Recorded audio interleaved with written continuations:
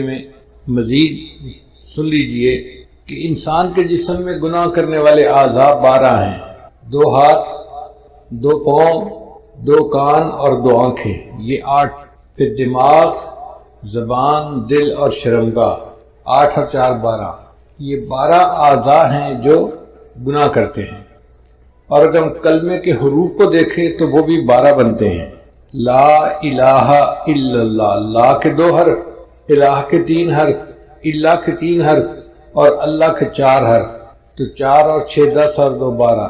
تو لا الہ الا اللہ کے 12 حروف ہیں، اور انسان کے جسم میں گناہ کرنے والے اعضاء بھی 12 ہیں۔ تو مشائخ نے لکھا ہے کہ جو بندہ لا الہ الا اللہ کی تسبیح پڑھے گا، اللہ اس کے سب اعضاء کے گناہوں کو معاف فرما دیں گے۔ سال کے 12 مہینے ہوتے ہیں۔ لا الہ الا اللہ کا ذکر کرنے والا بندہ جب اللہ کا ذکر کثرت کے ساتھ کرتا ہے تو اللہ 12 مہینوں کے گناہوں کو معاف فرما دیتے ہیں۔ حضرت یوسف علیہ السلام 12 بھائی تھے، 11 کوكبا، 11 بھائی تھے اور 12 یوسف علیہ السلام، تو کل 12 تھے بیٹے۔ مگر یوسف علیہ السلام کی برکت سے اللہ نے باقی سب بھائیوں کے گناہوں کو بھی معاف کر دیا تھا۔ تو یہ کلمہ طیبہ بھی ایسا ہے کہ اس کے پڑھنے کی وجہ سے اللہ تعالیٰ انسان کے 12 مہینوں کے گناہوں کو معاف فرما دیتے ہیں۔ قرآن مجید میں ہے جہنم کے 7 دروازے ہیں، لا 7 ابواب۔ تو جو کلمہ ہے نا لا الہ الا اللہ محمد رسول اللہ، اس کے 7 الفاظ ہیں۔ لا الہ الا اللہ 4 ہو گئے، اور محمد رسول اللہ 3 وہ ہو گئے، تو 7 الفاظ بنتے ہیں۔ تو جہنم کے 7 دروازے ہیں، تو جو بندہ لا الہ الا اللہ محمد رسول اللہ پڑھ لیتا ہے اس کے لیے اللہ تعالیٰ جہنم کے 7 دروازوں کو بند فرما دیتے ہیں۔ اب اس لا الہ الا اللہ کے ذرا معارف کو سن لیجئے۔ لا الہ الا اللہ یہ مقصد زندگی ہے، اور محمد الرسول اللہ یہ طرز زندگی ہے۔ لا الہ الا اللہ یہ یقین کی دنیا ہے، اور محمد الرسول اللہ یہ عمل کی دنیا ہے۔ لا الہ الا اللہ یہ روحانی دنیا ہے، اور محمد الرسول اللہ یہ جسمانی دنیا ہے۔ لا الہ الا اللہ کا تعلق باطن سے ہے جس کو دکھایا نہیں جا سکتا، محمد الرسول اللہ کا تعلق ظاہر سے ہے جس کو چھپایا نہیں جا سکتا۔ لا الہ الا اللہ باطن کی دنیا کو بسانا ہے، اور محمد الرسول اللہ کا معنی ظاہر کو سنتوں سے سجانا ہے۔ لا الہ الا اللہ یہ قلب کو اللہ کی طرف متوجہ کرتا ہے، اور محمد الرسول اللہ یہ جسم کو عبادت کی طرف متوجہ کرتا ہے۔ لا الہ الا اللہ میں ما سوا کا یقین دل سے نکل جائے، اور محمد الرسول اللہ کا مقصد ہے کہ ما سوا کے طریقے زندگی سے نکل جائیں۔ لا الہ الا اللہ کا معنی منشاء الہی پہ چلنا، اور محمد الرسول اللہ کا معنی منشاء نبوت کے اوپر چلنا۔ لا الہ الا اللہ اس میں جلال ہے، اور محمد الرسول اللہ اس میں جمال ہے۔ لا الہ الا اللہ میں احکامات الہی پر چلنے میں کامیابی کا یقین، اور محمد الرسول اللہ میں سنن نبی پر چلنے میں کامیابی کا یقین۔ اللہ تعالیٰ نے غزوہ بدر میں لا الہ الا اللہ میں کامیابی کا سبق سکھایا، اور غزوہ احد میں محمد الرسول اللہ میں کامیابی کا سبق سکھایا۔ لا الہ الا اللہ یہ درخت کی جڑ کی مانند ہے، جڑ جتنی مضبوط ہوگی درخت اتنا مضبوط ہوگا، اور محمد رسول اللہ یہ درخت کی شاخوں کی مانند ہے، شاخیں جتنی زیادہ ہوتی ہیں، پتے زیادہ ہوتے ہیں تو پھل بھی زیادہ ہوتا ہے اور اس کا سایہ بھی زیادہ ہوتا ہے۔ لا الہ الا اللہ یہ پاسپورٹ کی مانند ہے، اور محمد رسول اللہ یہ جنت کے ویزے کی مانند ہے۔ اب لا الہ الا اللہ میں اللہ کی ذات کا تعلق ہے، اور محمد رسول اللہ میں نبی علیہ السلام کی رسالت کا تعلق ہے۔ گویا 2 ہستیوں سے ہمارا واسطہ پڑا، ایک اللہ سے جو ارحم الراحمین ہے، اور ایک محمد الرسول اللہ سے جو رحمت للعالمین ہے۔ کسی شاعر نے کیا اچھی بات کہی، یا رب تو کریمی و رسول تو کریم، اے رب آپ بھی کریم ہیں اور آپ کے رسول صلی اللہ علیہ وسلم بھی کریم ہیں، صد شکر کے ہستیم میں آنے دو کریم۔ میں اللہ کا شکر ادا کرتا ہوں کہ میرا معاملہ 2 ہستیوں کے درمیان ہے جو دونوں کریم ہیں۔ اب اللہ تعالیٰ کے ارحم الراحمین ہونے کا ذرا نظارہ دیکھیے۔ اللہ رب العزت کی رحمت کے 2 نام ہیں، ایک ہے رحمان اور ایک ہے رحیم۔ تو طالب علم کے ذہن میں بات آتی ہے کہ 2 نام کیوں ہیں؟ اس کی ایک وجہ ہے۔ ایک ہوتا ہے بندے کا مالدار ہونا، یہ ایک الگ صفت ہے، اور ایک ہوتا ہے بندے کا سخی ہونا، یہ الگ صفت ہے۔ کئی دفعہ بندہ مالدار تو ہوتا ہے، سخی نہیں ہوتا تو مال کس کام کا۔ کئی بندہ سخی تو بڑا ہوتا ہے، پلے کچھ نہیں ہوتا تو اس کی سخاوت کس کام کی۔ مزہ تو تب ہے کہ مال بھی کثرت کے ساتھ ہو اور سخاوت بھی خوب ہو۔ تو رحیم کا جو نام ہے نا اللہ تعالیٰ کا، اس کا معنی ہے کہ اللہ تعالیٰ کی رحمت بے انتہا ہے، اور رحمان کا مطلب کہ اللہ کی رحمت خرچ بھی بے انتہا ہو رہی ہے۔ آپ دیکھیں اللہ وہ ذات ہے جس کی رحمت اپنوں پہ بھی دنیا میں خرچ ہو رہی ہے، پرایوں پہ بھی ہو رہی ہے، مومنوں پہ بھی ہو رہی ہے، کافروں پہ ہو رہی ہے۔ کافروں کو اولاد کون دیتا ہے؟ کافروں کو صحت کون دیتا ہے؟ کافروں کو عزت کون دیتا ہے؟ تو یہ سب کچھ نعمتیں ان کو دنیا میں اللہ دیتا ہے۔ اللہ وہ ذات ہے جو رحمان ہے، جو وفاداروں کو بھی دنیا میں دیتا ہے، غداروں کو بھی دنیا میں دیتا ہے۔ اس کی رحمت کی انتہا دیکھیے کہ ہر کسی پر اس کی رحمت خرچ ہو رہی ہے۔ اس لیے یہ دو نام ہیں، رحمان اور رحیم۔ رحیم کا مطلب وہ ذات جس کی رحمت اتنی کہ کوئی اس کی انتہا ہی نہیں، اور رحمان کا مطلب وہ ذات کہ جس کی رحمت اپنے اور پرائے ہر ایک کے اوپر خرچ ہو رہی ہے۔ حدیث مبارکہ میں آتا ہے کہ اللہ رب العزت نے اپنی رحمت کے 100 حصے کیے، اور ان میں سے ایک حصہ اللہ نے مخلوق میں تقسیم کیا۔ یہ جو مخلوق میں محبتیں نظر آتی ہیں نا، ماں کو محبت اولاد سے ہے، خامد کو بیوی سے ہے، بیوی کو خامد سے ہے، بھائی بہن کی محبت، دو بھائیوں کی محبت، پیر کو مرید سے، مرید کو پیر سے، استاد شاگرد، شاگرد استاد۔ مخلوق میں جتنی محبتیں نظر آتی ہیں یہ اس ایک حصے کے آگے حصے در حصے ہیں جو ہمیں ملے ہیں۔ اب آپ غور کیجئے کہ اگر وہ کھرب حصہ جو کسی ایک ماں کے حصے میں آیا، اس کی وجہ سے ماں کو اولاد سے اتنی محبت ہوتی ہے، تو جس پروردگار کے پاس 100 حصے رحمت ہے، اس کو بندوں سے کتنی محبت ہوگی۔ ہم تو اس کا اندازہ ہی نہیں لگا سکتے۔ سچی بات تو یہی ہے کہ رحمت تو اللہ کے پاس ہے، یا پھر رحمت للعالمین کے پاس ہے، اور باقی تو سارے پانی کے بلبلے ہیں۔ چنانچہ اللہ رب العزت نے اپنے پیارے حبیب صلی اللہ علیہ وسلم کی امت کے لیے دنیا میں ایسا نظام بنایا کہ چھوٹے چھوٹے بہانوں سے ان کے گناہوں کو معاف کرنا ہے۔ اب ذرا غور کیجئے کہ کوئی بندہ نیکی کا ارادہ کرتا ہے نا، ابھی نیکی کی نہیں ہے، صرف دل میں ارادہ کیا، مصمم ارادہ کیا، تو ارادہ کرنے پر فرشتہ ایک نیکی نامہ اعمال میں لکھ لیتا ہے۔ ابھی اس نے کچھ بھی نہیں کیا، لیکن چونکہ ارادہ کر لیا تو ارادہ کرنے پر اس کے لیے نیکی لکھ دی جاتی ہے، اور نیکی کا فرشتہ امیر ہے، اور جو گناہ لکھنے والا فرشتہ ہے وہ اس کا ماتحت ہے۔ اب یہی بندہ گناہ کا ارادہ کرے تو گناہ والا فرشتہ لکھ نہیں سکتا۔ کیوں؟ نیکی والا فرشتہ کہتا ہے بھی گناہ کیا تو نہیں نا، تمہیں کیا مسئلہ ہے، کیوں لکھ سکتے؟ گناہ کا ارادہ کرے تو نہیں لکھ سکتا، نیکی کا ارادہ کرے تو نیکی لکھی جاتی ہے۔ پھر ایک بندے نے گناہ کر لیا تو گناہ والا فرشتہ پوچھتا ہے اپنے افسر سے، میں لکھ لوں اس نے تو گناہ کر لیا؟ وہ کہتا ہے یار تمہیں جلدی کیا ہے، تھوڑا ویٹ کرو، ہو سکتا ہے کہ یہ شرمندہ محسوس کرے اور توبہ کر لے اور گناہ لکھنے کا موقع ہی نہ آئے۔ 6 گھنٹے تک وہ انتظار کرواتا ہے۔ اگر بندہ گناہ کرنے کے 6 گھنٹے بعد تک بھی افسوس نہیں کرتا تو پھر اس کا گناہ لکھا جاتا ہے۔ لیکن جو ایک نیکی لکھتے نا فرشتہ، وہ کئی مرتبہ ایک نیکی کو 700 گنا تک بڑھا دیتا ہے۔ حدیث مبارکہ میں آتا ہے کہ جب کوئی بندہ سو جاتا ہے تو نیکی والا فرشتہ ایک نیکی کے بدلے میں 10 گناہوں کو مٹا دیتا ہے۔ اب سوچئے کہ ہم تو سو رہے ہیں، لیکن نیکی والا فرشتہ ایک نیکی کے بدلے 10 گناہوں کو مٹاتا چلا جا رہا ہے۔ تو کئی مرتبہ کوئی گناہ بچتا ہی نہیں، مومن نے نیکیاں اتنی کی ہوتی ہیں۔ حدیث مبارکہ میں آتا ہے، بخاری شریف کی روایت ہے کہ جس بندے نے دن میں 100 مرتبہ سبحان اللہ و بحمدہ پڑھ لیا، اللہ اس کے سب گناہوں کو معاف کر دیتے ہیں، اگرچہ اس کے گناہ سمندر کی جھاگ کے برابر کیوں نہ ہوں۔ اب بتائیے کتنا چھوٹا سا ذکر ہے، 100 مرتبہ یہ ذکر کرنے پر اللہ تعالیٰ بندے کے سب گناہوں کو معاف فرما دیتے ہیں، اگرچہ اس کے گناہ سمندر کی جھاگ کے برابر کیوں نہ ہوں۔ پھر اللہ تعالیٰ نے دل کی ندامت کو توبہ بنا دیا۔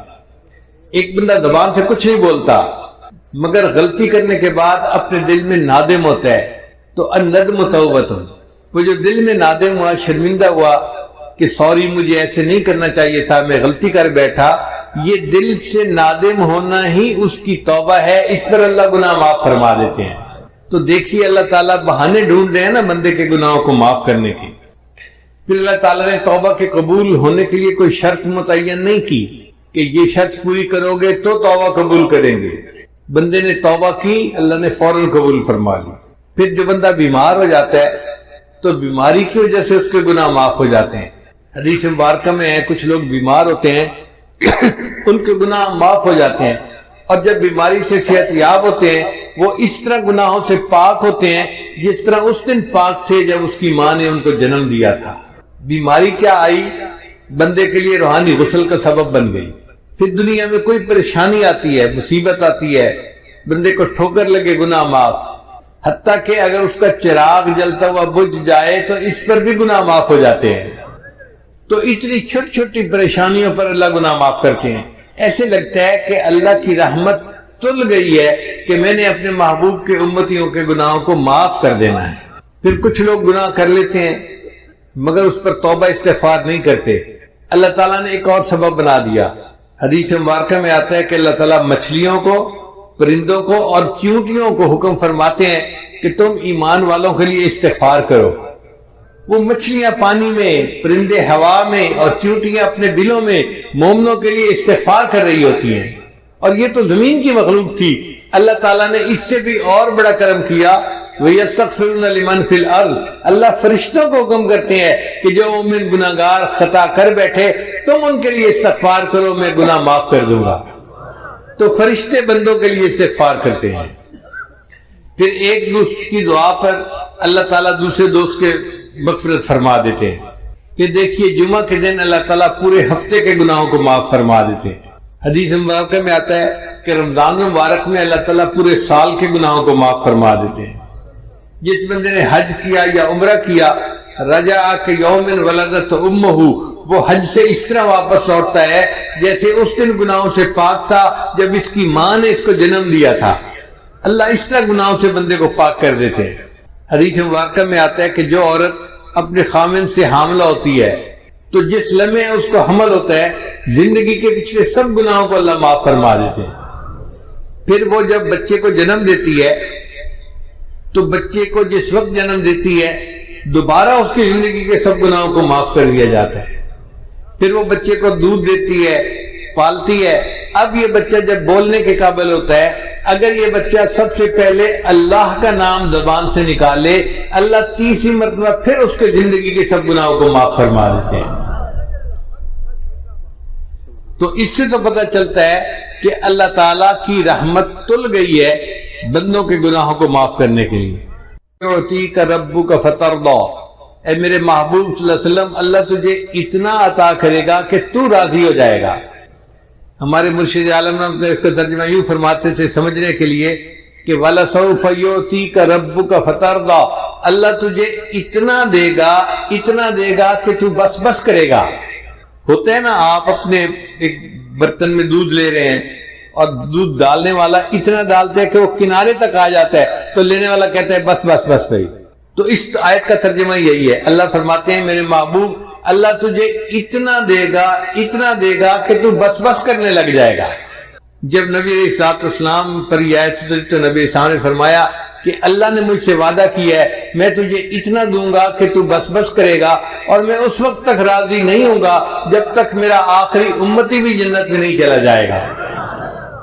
اللہ اکبر کبیرہ۔ چنانچہ حدیث پاک میں آتا ہے کہ محشر کا میدان ہوگا، فرشتے کہیں گے نبی علیہ السلام کو کہ آپ ممبر کے اوپر بیٹھیے۔ نبی علیہ السلام ممبر پر نہیں بیٹھیں گے، کیوں؟ ایسا نہ ہو کہ میں ممبر پر بیٹھوں اور ممبر جو ہے اس کو اڑا کر جنت پہنچا دیا جائے اور میری امت کا پیچھے حساب باقی رہ جائے۔ نبی علیہ السلام انتظار کریں گے کہ جب حساب مکمل ہو جائے گا تب میں ممبر پر بیٹھوں گا، پھر میں جنت میں جاؤں گا۔ چنانچہ نبی علیہ السلام نے ایک پر تو دعا مانگی کہ یا اللہ میری امت کا حساب میرے سپرد فرما دیجیے۔ اللہ تعالیٰ نے پوچھا میرے محبوب صلی اللہ علیہ وسلم آپ ایسی دعا کیوں کر رہے ہیں؟ اللہ یہ دعا میں اس لیے کر رہا ہوں کہ میں نہیں چاہتا قیامت کے دن میری امت کے گناہوں سے باقی دنیا واقف ہو.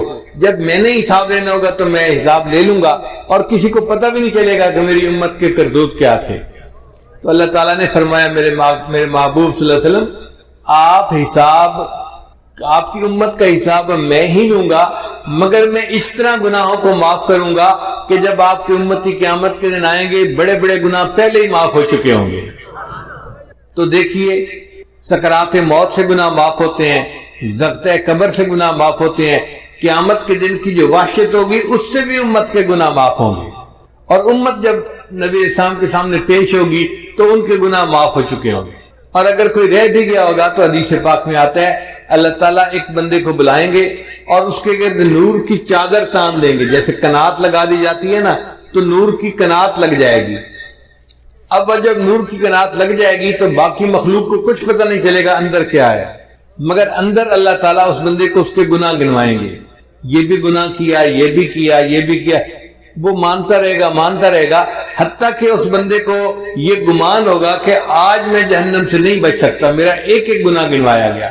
جب اللہ سب گناہ گنوا دیں گے پھر فرمائیں گے کہ تو گناہ کرتا تھا مگر معافیاں بھی مانگتا تھا، ہم نے دنیا میں بھی تیری پردہ پوشی فرمائی اور مخلوق سے تیرے گناہوں کو اوجھل رکھا، ہم آج بھی تیرے گناہوں کو پردہ پوشی کرتے ہیں اور ان کو نیکیوں میں تبدیل کر دیتے ہیں. جب چادر ہٹے گی تو دنیا دیکھے گی کہ اس بندے کے نام اعمال میں کوئی گناہ ہی نہیں، تو لوگ کہیں گے شاید یہ انبیاء میں سے کوئی نبی ہے جس نے معصوم زندگی گزاری اور اس کے نام اعمال میں کوئی گناہ ہی نہیں، حالانکہ وہ نبی اسلام کی امت کا گناہگار امتی ہوگا. اور ایک حدیث پاک میں ہے کہ اللہ تعالیٰ ایک بندے کو بلائیں گے اور اس کے چھوٹے چھوٹے گناہ گنوائیں گے، وہ چپ رہے گا. جب چھوٹے چھوٹے گناہ سارے گنوا دیں گے پھر اللہ فرمائیں گے اچھا ہم نے تیرے گناہوں کو نیکیوں میں تبدیل کر دیا. جب اللہ فرمائیں گے ہم نے تیرے گناہوں کو نیکیوں میں تبدیل کر دیا، وہ کہے گا یا اللہ میرے بڑے گناہ تو ابھی باقی ہیں. حدیث مبارکہ میں ہے کہ نبی علیہ السلام نے جب یہ حدیث سنائی تو آپ اتنا کھلکھلا کر ہنسے کہ صحابہ کو آپ کی داڑیں جو تھی وہ بھی نظر آنے لگ گئی کہ دیکھو چھوٹے چھوٹے گناہ گنوا رہے تھے تو چپ کھڑا تھا، جب کہا گناہ نیکیوں میں تبدیل کرتے ہیں تو کہتے ہیں جی میرے بڑے گناہ تو ابھی سارے باقی ہیں. تو اللہ تعالیٰ یوں امت کے گناہوں کو نیکیوں میں تبدیل فرما دیں گے. چنانچہ کچھ امتی ایسے ہوں گے جن کو اللہ تعالیٰ قیامت میں عرش کا سایہ عطا فرمائیں گے. 7 تو وہ حضرات ہیں جن کا ایک ہی حدیث میں تذکرہ ہے اور باقی وہ لوگ ہیں جن کا مختلف اور احادیث میں تذکرہ ہے. ان تمام کا مجموعہ میں آج آپ کے سامنے کر دیتا ہوں تو آپ حیران ہوں گے کہ اتنے لوگ عرش کے سائے میں ہوں گے کہ لگتا ہے کہ ہر بندہ کہیں نہ کہیں فٹ ہو ہی جائے گا. ایک امام عادل جو بادشاہ ہو مگر انصاف کرنے والا ہو، اس کو اللہ تعالیٰ عرش کا سایہ عطا فرمائیں گے. ایک نوجوان جو جوانی میں عبادت کرنے والا ہو. اب طلباء مدرسے میں جتنے ہوتے ہیں یہ جوانی کے عالم میں اللہ کی عبادت کرنے والے ہوتے ہیں. اس کا مطلب یہ کہ مدارس کے طلباء تو سارے کے سارے ہی عرش کے سائے کے نیچے ہوں گے. پھر جس بندے کا دل مسجد میں اٹکا ہوا ہو کہ یہ ایسے بوڑھے ہوتے ہیں نا، بڑھاپے میں اور تو کام ہوتا کوئی نہیں تو وہ نمازوں کے لیے مسجد میں جاتے ہیں اور مسجد کے کھوٹے بن جاتے ہیں، تو جن کا دل مسجد میں اٹکا ہوا ہو وہ بھی قیامت کے دن عرش کے سائے کے نیچے ہوگا.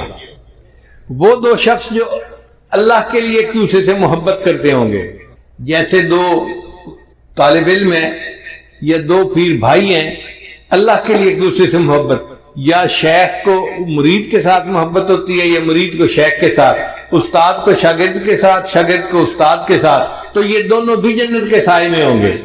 اب آپ بتائیے اتنی باتیں گنوانے سے کتنے لوگ ہیں جو عرش کے سائے کے نیچے آنے کے مستحق بن گئے. پھر فرمایا کہ جو بندہ چھپ کے صدقہ کرے، یعنی صدقہ کرے اور کسی کو بتائے نہیں. کتنے مخیر حضرات ہیں یا ادارے کے معاونین ہوتے ہیں جو تعاون کرتے ہیں اور بتاتے کسی کو نہیں ہے، تو ایسا بندہ بھی قیامت دن عرش کے سائے کے نیچے ہوگا. اور پھر وہ بندہ جو تنہائی میں اللہ کو یاد کرے اور اس کی آنکھوں میں سے آنسو آ جائیں. نوجوان طلباء غلطیاں کر بیٹھتے ہیں لیکن کئی مرتبہ تہجد میں تنہائی میں یہ بیٹھ کے اس پر افسوس کرتے ہیں، توبہ طائب ہوتے ہیں اور دعا مانگتے ہوئے ان کی آنکھوں سے آنسو آ جاتے ہیں، تو ان لوگوں کو بھی اللہ تعالیٰ عرش کا سایہ عطا فرمائیں گے. پھر اگر کسی مرد کو عورت گناہ کی دعوت دے اور وہ کہے انی اخاف اللہ، میں اللہ سے ڈرتا ہوں، یا عورت کو مرد اپنی طرف متوجہ کرے اور وہ کہے کہ نہیں میں اللہ سے ڈرتی ہوں، تو یہ مرد اور یہ عورت بھی قیامت کے دن عرش کے سائے کے نیچے ہوں گے۔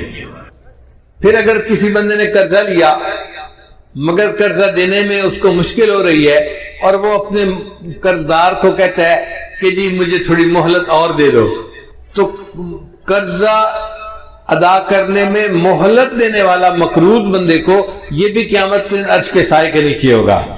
پھر ایک بندہ تو تجارت میں سچ بولتا ہو تو اس سچ بولنے پر اللہ تعالیٰ اس کو قیامت کے دن عرش کا سایہ عطا فرمائے گا۔ پھر وہ بندہ جو رات کے اندھیرے میں مسجد میں چل کے جانے والا ہو، فجر کے وقت اندھیرا ہوتا ہے نا، لوگ مسجد میں آتے ہیں یا تہجد کے وقت آتے ہیں یا عشاء کے وقت آتے ہیں، رات کے اندھیرے میں چل کر مسجد میں جانے والا، اللہ اس کو بھی عرش کا سایہ عطا فرمائے گا۔ پھر یتیم کی پرورش کرنے والا، یہ تو ایک عام سی بات ہے، ہر دوسرے چوتھے گھر میں کوئی نہ کوئی یتیم پل رہا ہوتا ہے، کسی کی بہن کا بیٹا ہوتا ہے، کسی کے بھائی کا بیٹا، کہیں بہن پالتی ہے کہیں بھائی پالتا ہے، تو گھروں میں یتیم ہمارے پلتے ہیں، یہ ایک عام سی بات ہے۔ یتیم کو پالنے والا بندہ بھی قیامت کے دن عرش کے سائے کے نیچے ہوگا۔ پھر صلہ رحمی کرنے والا، صلہ رحمی کرنے والا بندہ اس کو کہتے ہیں جو رشتے ناطے قائم رکھے، یعنی اپنے رشتہ داریوں کا خیال رکھے۔ الحمدللہ ہمارا یہ معاشرہ ایسا ہے کہ جس میں مسلمان گھروں میں ایک دوسرے کے ساتھ رشتے نبھائے جاتے ہیں، خیال رکھا جاتا ہے، ایک دوسرے کی خوشی غمی میں اس کے ساتھ شریک ہوتے ہیں، ایک دوسرے کے ساتھ تعاون کرتے ہیں، ہر لحاظ سے محبت رشتے نبھاتے ہیں۔ یہ صلہ رحمی کرنے والا بندہ قیامت کے دن عرش کے سائے کے نیچے ہوگا۔ پھر وہ بیوہ عورت جو خاوند کے مرنے کے بعد اس لیے نکاح نہ کرے کہ بچے چھوٹے ہیں مجھے ان کی پرورش کرنی ہے، اگر میں دوسرا نکاح کر لوں گی تو میرے بچے رل جائیں گے، جو عورت اس لیے دوسرا نکاح نہیں کرتی، اپنے بچوں کی خاطر زندگی گزار دیتی ہے، یہ عورت بھی قیامت کے دن عرش کے سائے کے نیچے ہوگی۔ پھر وہ بندہ جو اللہ کے راستے میں جاگتا ہو وہ بھی قیامت کے دن عرش کے سائے کے نیچے ہوگا۔ پھر وہ کام کرنے والا بندہ جو رشوت نہ لیتا ہو یہ بھی قیامت کے دن عرش کے سائے کے نیچے ہوگا۔ وہ بندہ جو سودی کاروبار نہ کرتا ہو یہ بھی قیامت کے دن عرش کے سائے کے نیچے ہوگا۔ پھر وہ بندہ جو مسلمان کے غم کو دور کرے، ضروری نہیں کہ مال پیسے سے غم دور ہوتا ہے، غم زدہ بندے کو دو میٹھے بول بول دو نا اس کا غم کم ہو جاتا ہے، اس کو تسلی دینا، اس کو تشفی کر، اس سے محبت کی بات کر لینا، میٹھی بات کر لینا، اس کا دل کا غم دور ہو جاتا ہے۔ مومن کے دل کا غم دور کرنے والا یہ بندہ یہ بھی قیامت کے دن عرش کے سائے کے نیچے ہوگا۔ پھر کثرت سے درود شریف پڑھنے والا، اب طلباء کثرت سے درود شریف پڑھتے ہیں، ایک ایک حدیث میں کتنی بار صلی اللہ علیہ وسلم یہ درود شریف ہے، تو اس پر اللہ تعالیٰ ان کو قیامت کے دن عرش کا سایہ عطا فرمائیں گے۔ پھر سنت کو زندہ کرنے والا، جو بندہ نوجوانی میں آج چہرے کے اوپر داڑھی سجاتا ہے یہ سنت کو زندہ کرنے والا نوجوان ہے، اس کو اللہ تعالیٰ اس عمل کے بدلے قیامت کے دن عرش کا سایہ عطا فرمائیں گے۔ پھر نماز کے وقت کا خیال رکھنے والا، جو باجماعت نماز پڑھتے ہیں، صاف ظاہر ہے وہ اپنی گھڑیاں دیکھتے رہتے ہیں، وقت کا خیال کرتے ہیں اور وقت پہ پہنچتے ہیں، ان کو تکبیر اللہ میں شامل ہونا ہوتا ہے۔ اللہ اس تکبیر اللہ کی پابندی سے اس کو بھی قیامت کے دن عرش کا سایہ عطا فرمائیں گے۔ ایسے لگتا ہے کہ اللہ تعالیٰ نے عرش کا سایہ بنایا ہی امت محمدیہ کے لیے ہے۔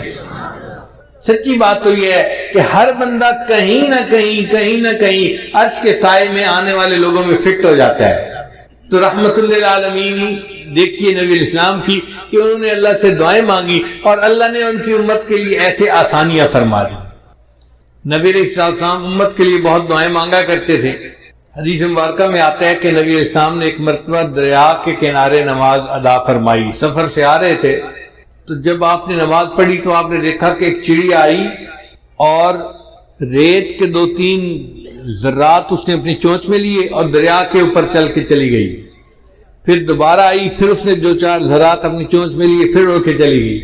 جب 2-4 دفعہ ایسا ہوا تو نبی علیہ السلام متوجہ ہوئے کہ یہ چڑیا کیا کر رہی ہے، تو جبریل علیہ السلام آئے، انہوں نے آ کے بتایا اے اللہ کے نبی صلی اللہ علیہ وسلم آپ امت کی بخشش کی دعائیں کرتے ہیں، اللہ نے آپ کو ایک منظر دکھا دیا ہے کہ یہ چونچ میں جو ذرے لیتی ہے تو وہ چند ذرے ہوتے ہیں اور یہ جا کر دریا کے اوپر پھینکتی ہے تو دریا کو پتہ ہی نہیں چلتا کہ ذرے پھینکے گئے یا نہیں پھینکے گئے۔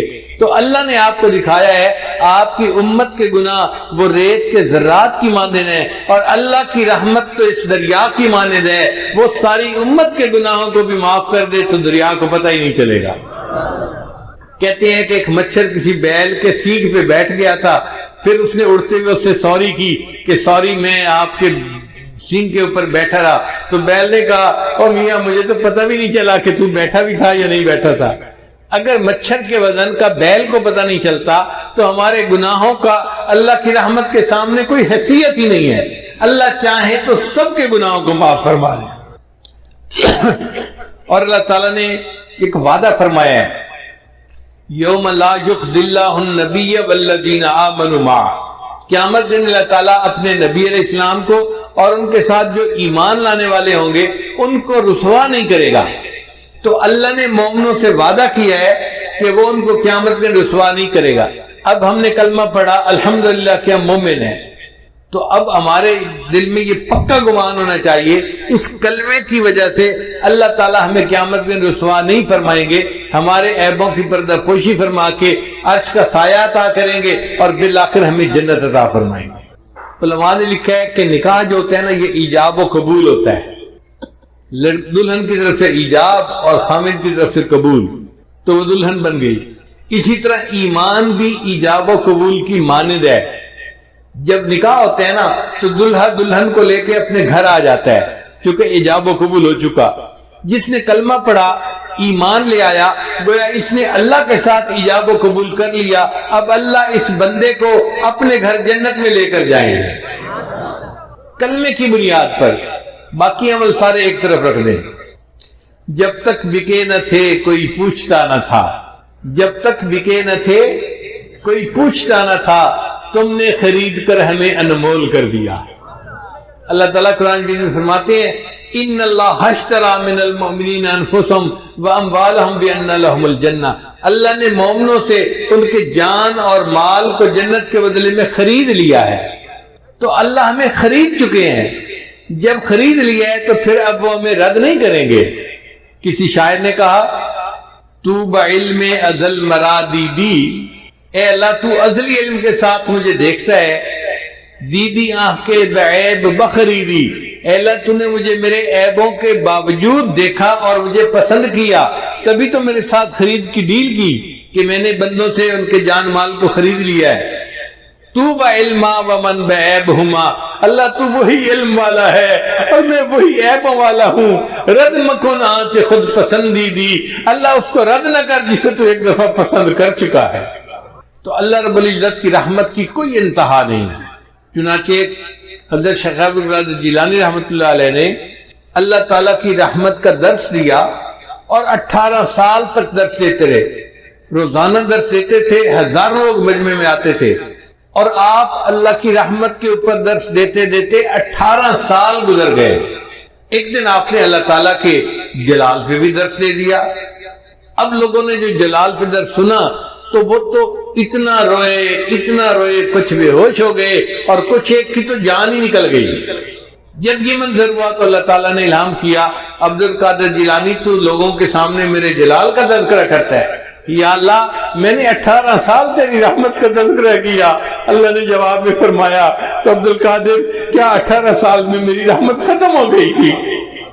جس پروردگار کی رحمت کی یہ انتہا ہو کہ 18 سال تذکرہ کرنے پر بھی رحمت ختم نہیں ہوتی، اس کی رحمت کا قیامت کے دن انعام ہوگا۔ چنانچہ اللہ تعالیٰ قیامت کے دن جو رحمت کے 100 حصے ہیں نا تو 100 کے 100 حصوں کے ساتھ مومنوں کے ساتھ اپنا معاملہ فرمائیں گے۔ ماں کو اس 100 حصوں میں سے کوئی چھوٹا سا حصہ ملا ہوگا۔ کوئی ماں اپنے بچے کو تنور کی آگ میں ڈال سکتی ہے؟ حدیث مبارکہ میں نبی اسلام ایک جگہ پڑاؤ فرمایا تو وہاں ایک عورت تھی جو تنور پہ روٹیاں لگاتی تھی، وہ ملنے کے لیے آئی، کہنے لگی میں آپ سے ایک بات پوچھنا چاہتی ہوں، میں ماں ہوں، میں جب روٹیاں لگاتی ہوں میرا بچہ تنور کے قریب آتا ہے تو میں اس کو دور رکھتی ہوں، میں چاہتی نہیں کہ گرم ہوا بھی میرے بچے کو لگ جائے۔ اگر میں گرم ہوا بچے کو لگنا پسند نہیں کرتی تو اللہ تو بندے سے بہت محبت کرتے ہیں، وہ اپنے بندوں کو جہنم میں کیسے ڈالے گا؟ تو نبی علیہ السلام کی مبارک آنکھوں میں آنسو آ گئے نبی اسلام نے جواب دیا اللہ تعالیٰ تو نہیں چاہتے کہ بندے جہنم میں جائیں، مگر جو اپنے پاؤں پہ خود کلہاڑی مارے اس کا کیا کیا جا سکتا ہے؟ وما ظلمهم اللہ ولکن كانوا انفسهم یظلمون، اللہ نے ان پہ ظلم نہیں کیا، انہوں نے اپنی جانوں پہ خود ظلم کیے ہیں۔ تو ہم گناہ کرتے ہیں اور پھر توبہ کرنا بھول جاتے ہیں، یہ ہماری کوتاہی ہوتی ہے، ورنہ اللہ تعالیٰ تو معاف کرنے کے لیے تیار ہیں۔ ایک گناہ میرا ماں پیو ویکھے تے دیوین دیس نکالا، ایک گناہ میرا ماں پیو ویکھے تے دیوین دیس نکالا، تے لکھ گناہ میرا اللہ ویکھے تے وہ پردے پاون والا۔ اللہ لاکھوں گناہ بندے کے دیکھتے ہیں پھر بندے پہ پردے ڈال دیتے ہیں۔ جے ویکھاں اپنے عملہ وال تے کچھ نہیں میرے پلے، جے ویکھاں اپنے عملہ وال تے کچھ نہیں میرے پلے، جے ویکھاں تیری رحمت وال تے بلے بلے بلے۔ اس لیے اللہ تعالیٰ سے اس کی رحمت کی ہمیشہ امید رکھیں، استغفار کرتے رہیں، توبہ کرتے رہیں، مگر دل میں یہ حسن ظن رکھیں، ہمیں موت اس حال میں آئے کہ اللہ کے ساتھ ہمیں حسن ظن ہو کہ اللہ ہمیں ضرور معاف کر دے گا اور رحمت کا معاملہ فرمائے گا۔ ہمارے علاقے کا ایک واقعہ ہے، میں سنا دیتا ہوں۔ ایک پیر صاحب آئے، قریب موچی والا ایک گاؤں ہے وہاں پہ، تو پیر صاحب نے سوچا کہ دیہاتی لوگ نماز بھی نہیں پڑھتے اور باقی نیک اعمال بھی اتنے نہیں کرتے، تو ان کو مسجد میں بلائیں اور تقریر کر کے ان کو نصیحت کی جائے۔ چنانچہ انہوں نے اعلان کروا دیا کہ بھئی لوگوں آؤ، آج پیر صاحب تقریر کریں گے اور لوگ ان کی تقریر سنیں گے۔ کوئی 100 کے قریب دیہاتی جمع ہو گئے۔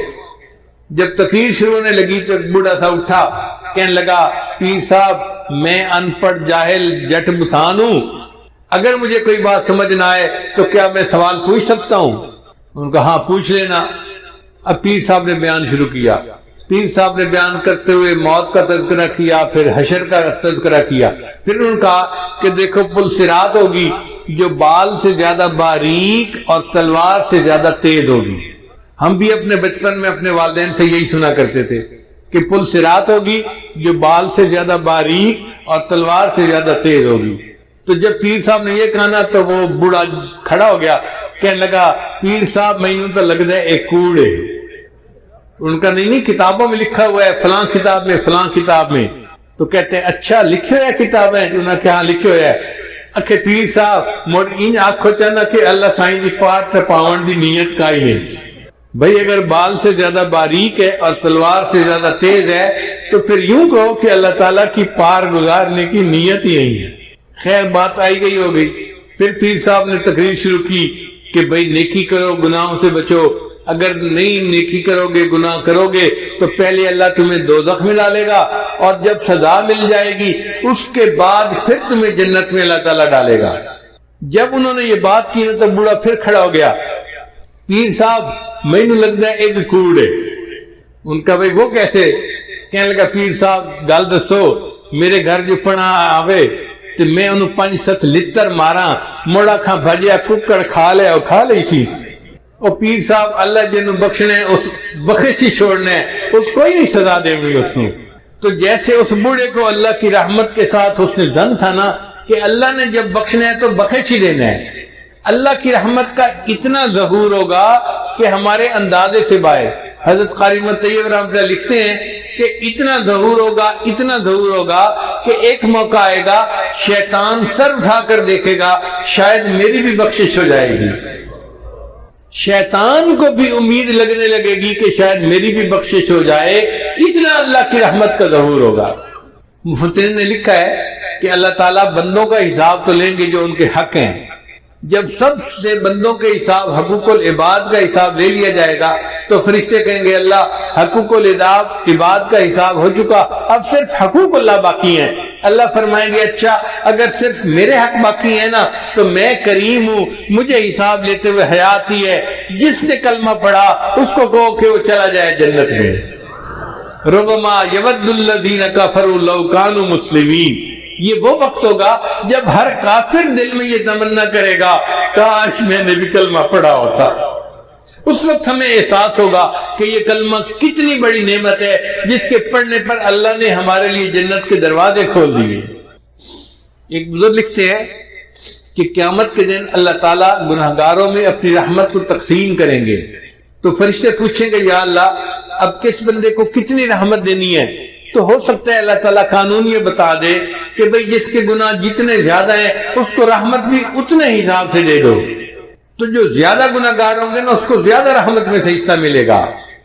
بے گناہوں میں چلا زاہد جو اس کو ڈھونڈنے، بے گناہوں میں چلا زاہد جو اس کو ڈھونڈنے، مغفرت بولی ادھر آ میں گناہ گاروں میں ہوں، وہ کرشمے شان رحمت نے دکھائے روز حشر، چیخ اٹھا ہر بے گناہ میں بھی گناہ گاروں میں ہوں۔ اتنا اللہ کی رحمت کا ظہور ہوگا کہ بے گناہ بھی کہہ اٹھیں گے میں بھی گناہ گار ہوں، مجھے بھی رحمت میں سے حصہ چاہیے۔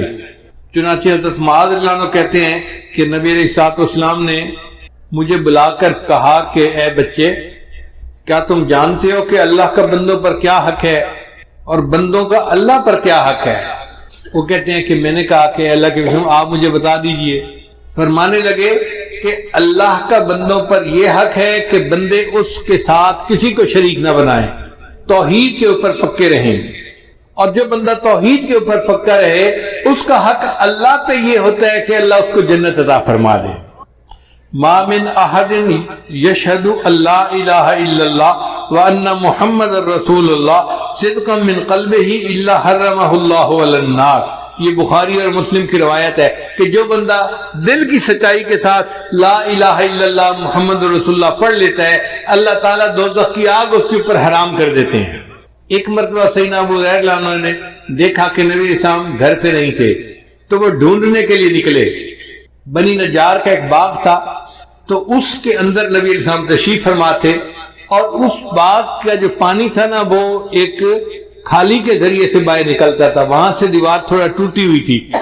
ابو ہریرہ دروازے کی طرف جاتے اور اندر جاتے تو دیر لگ جاتی، ان کو جلدی تھی، وہ اس نالی سے کھالی جس کو کہتے ہیں نا وہاں سے باغ کے اندر داخل ہو گئے اور نبی علیہ السلام کے پاس حاضر ہوئے۔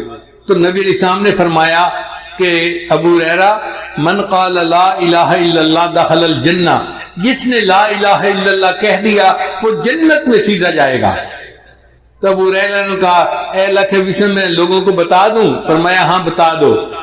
اے اللہ کے بسم میں ان کو بتاؤں گا، وہ کہیں گے تیرے پاس اس کی دلیل کیا ہے؟ تو نبی علیہ السلام نے اپنے نالین مبارک، اپنے جوتے مبارک دیے کہ یہ میرے جوتے لے جاؤ، یہ دکھا دینا کہ نبی علیہ السلام نے یہ دے کر مجھے بھیجا ہے۔ اب ابو ہریرہ اس باغ سے باہر نکلے، آگے عمر رضی اللہ عنہ سے ملاقات ہو گئی۔ تو ابو ہریرہ نے بتایا کہ نبی علیہ السلام نے فرمایا جس نے کہا لا الہ الا اللہ دخل الجنہ، جو لا الہ الا اللہ پڑھ لے گا اللہ اس کو جنت میں داخل کریں گے۔ تو عمر رضی اللہ عنہ پہ انتظام غالب تھا، انہوں نے ان کو جو دھکا دیا تو ابو ہریرہ تو پیچھے جا کے گرے، کہنے لگے اچھا میں جا کے نبی صلی اللہ علیہ وسلم کو شکایت لگاتا ہوں۔ ادھر ابو ہریرہ نے پہنچے اور ادھر عمر رضی اللہ عنہ بھی پہنچ گئے۔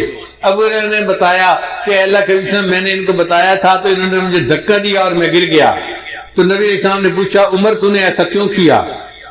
تو عمر رضی اللہ عنہ نے جواب دیا اخشى ان يتكل الناس علیہا، اے اللہ کے وسلم مجھے ڈر ہوا کہ اگر اس طرح کھول کے بتا دیں گے کہ لا الہ الا اللہ کہنے پر جنت مل جائے گی تو پھر لوگ عمل کرنے سے پیچھے رہ جائیں گے، سستی کریں گے، اس لیے میں نے کہا تھا کہ فخلہم یعملون، تو اس بات کو نہ کر، لوگوں کو عمل کرنے دے۔ تو واقعی بات ایسی ہے، نبی علیہ السلام نے یہ بات سن کے ثبوت فرما لیا۔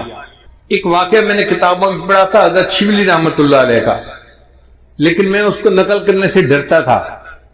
ایک مرتبہ رائے وینڈ کے سالانہ اجتماع میں حضرت مولانا محمد مسلم، مولانا محمد اسلم ملتانی، انہوں نے یہ واقعہ سنایا رائے وینڈ کے سالانہ اجتماع میں۔ اس کے بعد یہ واقعہ میں نقل کر دیتا ہوں۔ کتاب میں لکھا ہوا تھا کہ اللہ تعالیٰ کے اپنے اولیاء کے ساتھ بہت معاملات ہوتے ہیں، اللہ تعالیٰ ان سے کبھی کبھی دل لگی بھی فرماتے ہیں۔ تو ایک مرتبہ اللہ تعالیٰ نے شبلی پر الہام فرمایا، شبلی کیا تو چاہتا ہے کہ میں تیرے عیب لوگوں پر واضح کر دوں، تجھے دنیا میں کوئی منہ لگانے والا نہ رہے؟ شبلی کیا تو چاہتا ہے کہ میں تیرے عیب لوگوں کے اوپر ظاہر کر دوں تو تجھے دنیا میں کوئی منہ لگانے والا نہ رہے؟ وہ بھی آگے ناز کے انداز میں تھے، کہنے لگے اللہ کیا تو چاہتا ہے کہ میں تیری رحمت کھول کر لوگوں کو بتا دوں تجھے دنیا میں کوئی سجدہ کرنے والا نہ رہے؟ جب یہ الہام ہوا جب یہ بات کی تو فوراً نام ہوا شبلی نہ تو میری بات کہنا نہ میں تیری بات کہتا ہوں. تو واقعی اگر اللہ تعالیٰ کی رحمت کا ہمیں صحیح پتہ چل جائے تو ہم تو سستی میں پڑ جائیں کہ اللہ نے معاف تو کر ہی دینا ہے. اس لیے جو لگا ہوا ہے وہ لگا رہے اور معافی مانگتا رہے، کیونکہ گناہ کر کے معافی نہ مانگنا اس کا بڑا نقصان یہ ہے کہ موت کے وقت ایمان سلب کر لیا جاتا ہے. تو گناہ کرنے کے بعد پھر اس پر رونا دھونا یہ ہماری ذمہ داری ہے. اگر ہم روتے رہیں گے دھوتے رہیں گے اور ایمان کے اوپر موت آ گئی تو آپ سمجھیں کہ انشاءاللہ اللہ تعالیٰ اس کلمے کی برکت سے ہمیں بالآخر جنت عطا فرمائیں گا. ایک اور حدیث مبارکہ سن لیجئے. حضرت ابو ذر غفاری عنہ حاضر خدمت ہوئے نبی اسلام کی. نبی اسلام آرام فرما کر اٹھے تھے تو نبی اسلام نے انہیں بتایا کہ جبریل اسلام میرے پاس خوشخبری لائے کہ جو شخص لا الہ الا اللہ محمد رسول اللہ کہے پھر اسی عقیدے پر اس کی موت آئے وہ جنت میں داخل ہوگا. جب نبی اسلام نے یہ بتایا تو ابو ذر غفاری عنہ نے آگے سے سوال کیا، اے اللہ کے حبیب صلی اللہ علیہ وسلم، وَإِن سَرِقَ وَإِن زَنَا وَسَرِقَ، کیا اگر اس نے چوری کی اور زنا کیا پھر بھی جنت میں جائے گا؟ نبی اسلام نے فرمایا ہاں پھر بھی جنت میں جائے گا. انہوں نے پھر دوسری دفعہ پوچھا، نبی اسلام نے پھر یہی جواب دیا. انہوں نے تیسری دفعہ پوچھا، نبی اسلام نے پھر جواب دیا. پھر انہوں نے چوتھی مرتبہ پوچھا، نبی اسلام نے فرمایا ہاں پھر جنت میں جائے گا اگرچہ ابو ذر کی ناک خاک آلود ہو. یعنی جس نے کلمہ پڑھا اگر وہ چوری اور زنا جیسا جرم بھی کر بیٹھا اور وہ اللہ سے معافیاں مانگتا ہے استغفار کرتا ہے تو وہ جنت میں جائے گا اگرچہ ابو ذر کی ناک خاک آلود ہو.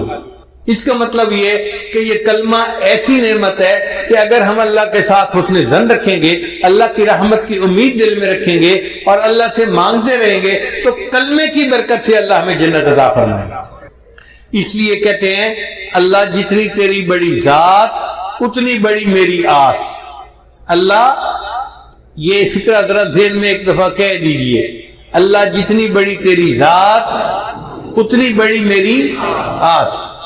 اللہ جتنی بڑی تیری ذات اتنی بڑی میری آس. تیری ذات جتنی بڑی ہے میری تیرے ساتھ آس بھی اتنی بڑی ہے. اللہم مغفرتک اوسع من ذنوبی ورحمتک ارجا عندی من عملی. ہمیں عملوں پہ بھروسہ نہیں ہے، تیری رحمت پہ بھروسہ ہے. تو اگر چاہے گا تو ہماری کشتی کو کنارے لگا دے گا. اب میں اپنی بات کو مکمل کرتا ہوں دو بزرگوں کی عبارت سنا کے، توجہ کے ساتھ سنیے گا. تقویت الایمان کتاب ہے، اس میں حضرت شاہ اسماعیل شہید رحمت اللہ فرماتے ہیں کہ دنیا میں بڑے بڑے گنہگار گزرے ہیں. یہ ان کی کتاب کی عبارت ہے. طلباء توجہ کے ساتھ سنیں. دنیا میں بڑے بڑے گنہگار گزرے ہیں جیسے فرعون، حامان، نمرود اور شیطان.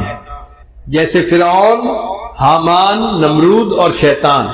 اگر کوئی شخص ساری دنیا کے گناہوں کا ارتکاب کر لے مگر توحید کے اوپر قائم رہے کہ اللہ کے ساتھ کسی کو شریک نہیں بناتا تو اس کے سارے گناہ معاف کر دیے جائیں گے.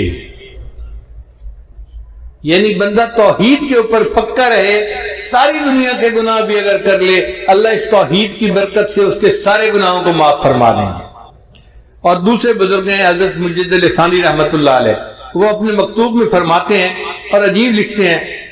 فرماتے ہیں اس فقیر کو محسوس ہوا ہے کہ اگر سارے عالم کو صرف ایک مرتبہ کلمہ پڑھنے پر بخش دے تو اس کی بھی گنجائش موجود ہے. یعنی ساری مخلوق کے تمام گناہوں کو اللہ ایک مرتبہ کلمہ پڑھنے پر معاف کر دے تو اس کی بھی گنجائش موجود ہے. اب آپ بتائیے یہ کلمہ پڑھنا کتنی بڑی نعمت ہے کہ ایک مرتبہ کلمہ پڑھنے پر اللہ ساری مخلوق کے سارے گناہوں کو معاف کر دے تو اس کی بھی گنجائش موجود ہے. اگر یہ کلمہ اتنا اعلیٰ ہے تو بھئی ہمیں بھی چاہیے کہ ہم دن میں رات میں آتے جاتے چلتے پھرتے لا الہ الا اللہ لا الہ الا اللہ لا الہ الا اللہ اس کا ذکر کرتے رہیں تاکہ اللہ تعالی ہمارے بھی گناہوں کو معاف فرما دے. علامہ اقبال کا کلام میں آپ کے سامنے پڑھتا ہوں. خودی کا سر نہا چھپا ہوا راز، خودی کا سر نہا لا الہ الا اللہ لا الہ الا اللہ، خودی ہے تیغ فساں، تیغ کا مطلب تلوار اور فساں کا مطلب گرائنڈر جس کے ساتھ تلوار چاقو کو تیز کرتے ہیں، اس کو فساں کہتے ہیں فارسی میں۔ خودی کا سر نہاں لا الہ الا اللہ لا الہ الا اللہ، خودی ہے تیغ فساں لا الہ الا اللہ لا الہ الا اللہ۔ یہ دور اپنے براہین کی تلاش میں ہے، یہ دور اپنے براہین کی تلاش میں ہے، صنم کدا ہے جہاں، صنم کدا ہے جہاں لا الہ الا اللہ لا الہ الا اللہ۔ یہ مال و دولت دنیا، یہ رشتہ و پیون، یہ مال و دولت دنیا، یہ رشتہ و پیون، فریب سود و زیاں، بتان وہم و گمان لا الہ الا اللہ لا الہ الا اللہ۔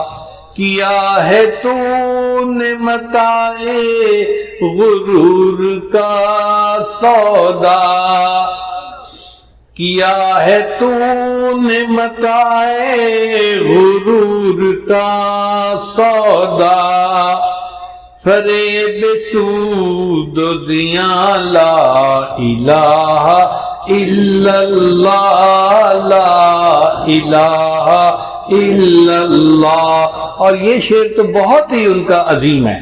یہ نغمہ فصل گلو لالا کا نہیں پابند، یہ نغمہ فصل گلو لالا کا نہیں پابند، بہار ہو کے خزاں، بہار ہو کے خزاں لا الہ الا اللہ لا الہ الا اللہ۔